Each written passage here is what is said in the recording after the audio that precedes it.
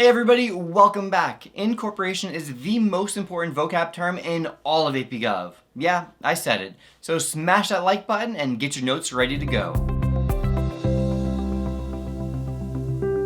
Incorporation is the application of the Bill of Rights to the states.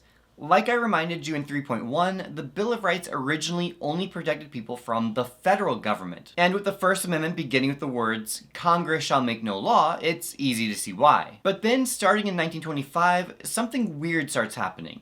The Supreme Court starts to enforce the Bill of Rights against the states, limiting their power to infringe on personal freedoms. To understand why, we have to go back even further to 1868 and the 14th Amendment. I'm going to go into detail here because I think it's the only way to fully understand this concept.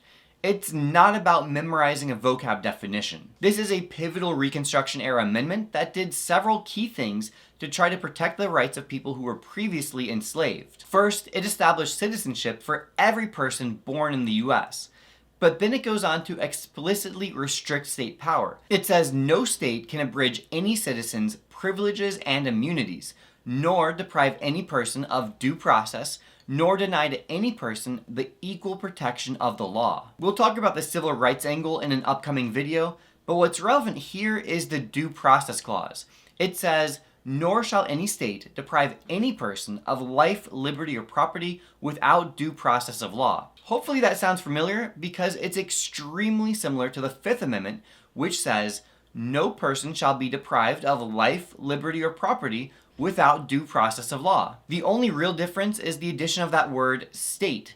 It explicitly makes the due process clause binding on states. So now states can't deprive a person of due process either. But that alone doesn't quite get us all the way to applying other amendments to the states. In the 1925 case, the justices looked at the due process clause and highlighted another word, liberty.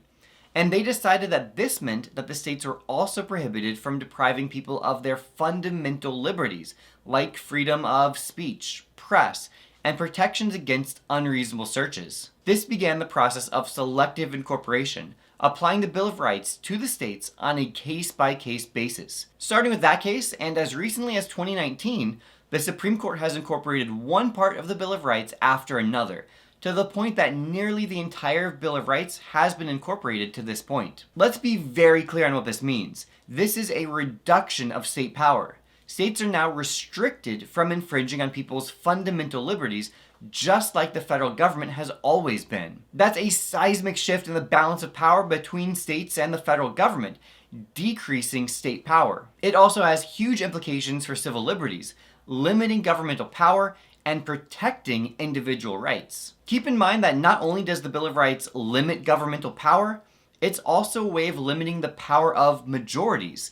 In the very first video, I mentioned the goal to have majority rule with minority rights. One of the attempts to solve that problem was the Bill of Rights, which makes certain things off limits for majorities and policymakers, like speech and religion. The Bill of Rights attempts to make those issues just plain off limits, and now they're also off limits at the state and local level. Depending on what order you're watching the Unit 3 videos, you may already have indirectly learned some incorporation cases. Both of our religion cases involve state laws, so the court used the 14th Amendment to apply the Establishment and Free Exercise clauses to the states. Tinker versus Des Moines and McDonald versus Chicago both limited the power of local governments from violating people's First and Second Amendment rights. So again, we see incorporation in those cases. Big picture, as a result of incorporation, states have less power now than they used to. Whereas they could previously make laws that took away a person's speech or religious rights, or their right to bear arms, they can no longer do any of those things. Alright, well that's it for this one. Until next time, this has been a LaMoney production.